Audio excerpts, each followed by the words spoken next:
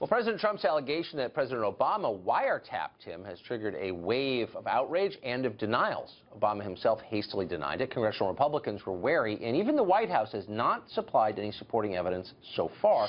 There's an awful lot going on.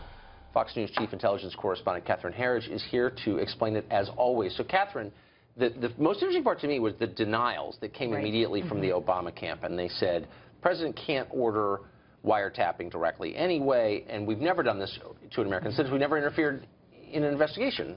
What do you think of that? I think it's important to really fact-check that statement. It's technically correct that the White House and the president don't order surveillance of U.S. citizens, but it would happen through their FBI and their Justice Department. So if there was a surveillance order, it would happen on Mr. Obama's watch.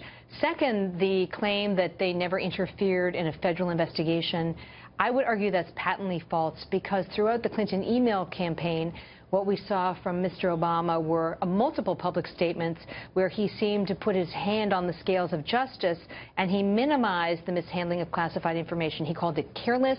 He said national security was not impacted, and he said that it just didn't seem to rise to a national security issue. Well, those seem like editorials in favor of one side, of course. So a lot is kind of hanging out there, and we're wondering what this is about. Can we expect more detail from the White House about what they believe happened? I think they're going to wait for the committees to do their investigation specifically on this issue of whether there was an abuse of power.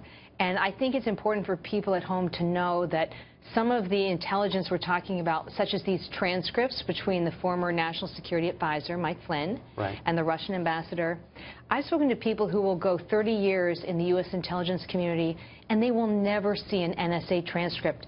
That's because it's so closely held. So this was information at the senior-most levels of the intelligence community that was leaked for, I would say, partisan purposes. It sure seemed that way. So just to be clear, these are not just floating around. No, they're not floating around. And think about it like you're doing a story for television. You have all sorts of raw notes. You don't publish the raw notes. You just publish the finished product. That's how this works. The raw notes are the transcripts.